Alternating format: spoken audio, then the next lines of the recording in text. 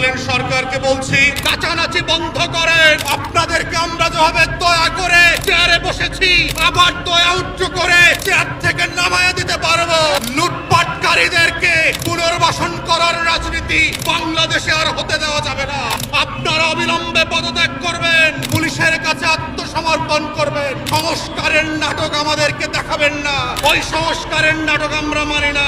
বাংলাদেশে যাদেরকে আমরা জুলাই আগস্টের গণ অভ্যুত্থানে রক্ত দিয়ে দয়া করে উপদেষ্টা বানিয়েছিলাম, তারা 33 লক্ষ পরিবারের বিরুদ্ধে যুদ্ধ ঘোষণা করেছে। বাংলাদেশে যাদেরকে আমরা জুলাই আগস্টের গণ অভ্যুত্থানে রক্ত দিয়ে দয়া করে উপদেষ্টা বানিয়েছিলাম, তারা 33 লক্ষ পরিবারের বিরুদ্ধে যুদ্ধ ঘোষণা করেছে। এজন্য এজন্য শেখ পরিবারকে দিল্লিতে পাঠানো হয় নাই, এজন্য আওয়ামী লীগকে আমরা গণভবনের জাদুঘরে পাঠাই নাই, এজন্য নতুন নতুন উপদেষ্টা বানানো হয় নাই। তাই অন্তর্বর্তীকালীন সরকারকে বলছি, যেই রাশেদ মাকসুদের জায়গা হবার কথা ছিল জেলখানাতে, যে একের পর এক ব্যাংক লুট করে ব্যাংকগুলোকে তামা করে দিয়েছে, 33 লক্ষ মানুষের অভিভাবকত্বের দায়িত্ব এই ডাকাতের হাতে আপনারা কিভাবে তুলে দিলেন? এই ডাকাতের হাতে গণমানুষের সিদ্ধান্ত হতে পারে না। তাই আজকে বলছি, বিল্ডিং এর ভিতরে যেই সকল কমিশনাররা অবৈধভাবে লুটপাটের চেয়ারে বসে মার্কেটের ডাকাতি করবার চক্রান্ত করে যাচ্ছেন দিনের পর দিন এবং মাসের পর মাস, আপনারা অবিলম্বে পদত্যাগ করবেন,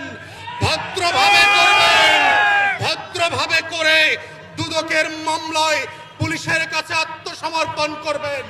লুটপাটকারীদেরকে পুনর্বাসন করার রাজনীতি বাংলাদেশে আর হতে দেওয়া যাবে না। তাই আমাদের বক্তব্য খুব পরিষ্কার, বাংলাদেশে পুঁজিবাজারে বিনিয়োগকারীদের পক্ষ থেকে বারবার যে যৌক্তিক দাবিগুলো করা হয়েছে, আমরা দেখতে পাচ্ছি অর্থ উপদেষ্টা এবং অন্যান্য বাণিজ্য উপদেষ্টা থেকে শুরু করে এগুলোকে ছেলে খেলার মোয়ার মতো করে নাচনি বুড়ির মতো করে খেলছেন। অর্থ উপদেষ্টাকে বলছি, নাচানাচি বন্ধ করেন। আপনাদেরকে আমরা যেভাবে দয়া করে চেয়ারে বসেছি, আবার দয়া উচ্চ করে চেয়ার থেকে নামায় দিতে পারবো। আমরা খুব পরিষ্কার করে অন্তর্বর্তীকালীন সরকারকে বলছি, যেটা বারবার করে বলেছি, 33 লক্ষ পরিবার এবং বিনিয়োগকারীর পক্ষ থেকে আপনারা অবিলম্বে একটা স্বাধীন তদন্ত কমিশন করবেন।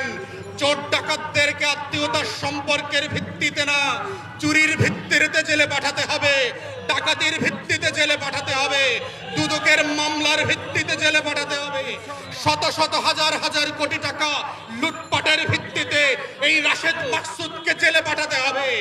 আমরা দেখলাম শুধু রাশেদ মাকসুদ না, এর আগের যে চেয়ারম্যান পুঁজিবাজারকে লুটপাট করে শেষ করে দিয়ে গেছে, যার লুটপাটের প্রপার্টির লেনদেনের বক্তব্য, সিঙ্গাপুরের টাকা পাচারের ঘটনা পৃথিবীর বিভিন্ন গণমাধ্যমে প্রকাশিত হয়েছে, তাকে এখন পর্যন্ত আপনারা গ্রেফতার করেন নাই। তিনি নাকি আপনাদের কোন কোন উপদেষ্টার শাশুড়ি লাগেন, বউ লাগেন, দেবরের জামাই লাগেন। গণ অভ্যুত্থানের রক্তে কোন দেবর ভাবির সম্পর্ক চলবে না।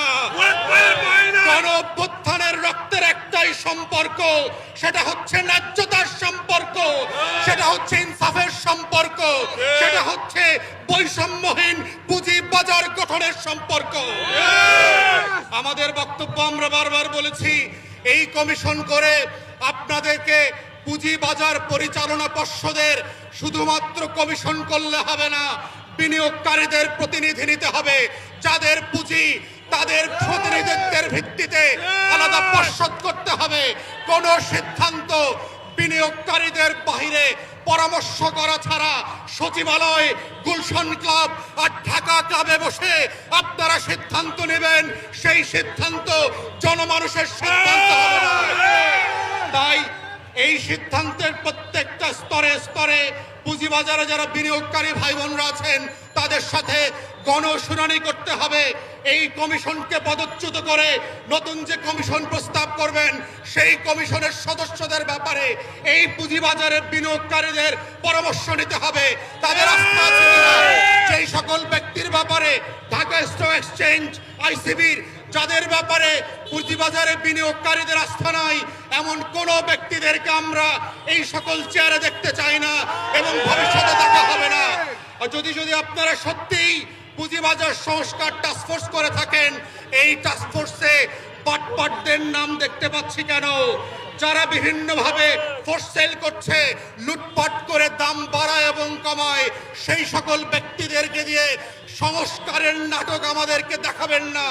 ওই সংস্কারের নাটক আমরা মানি না। অতএব যে টাস্কফোর্স করা হয়েছে, ফোকাস গ্রুপ করা হয়েছে, ইতিমধ্যে আমরা দেখেছি পুঁজিবাজারের বিনিয়োগকারীরা এই ফোকাস গ্রুপের ব্যক্তিদের ব্যাপারে তাদের ক্রেডিবিলিটি এবং সততা নিয়ে প্রশ্ন তুলেছে। এমন লোকদেরকে কোনোভাবেই আমরা এই টাস্কফোর্সে আর ফোকাস গ্রুপে দেখতে চাই না।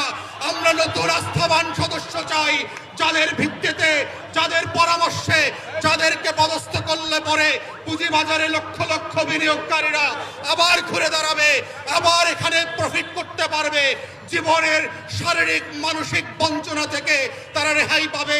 তেমন পুঁজিবাজার গঠনের আহ্বান জানিয়ে আমার বক্তব্য এখানে শেষ করছি। সবাইকে অসংখ্য ধন্যবাদ। আসসালামু আলাইকুম।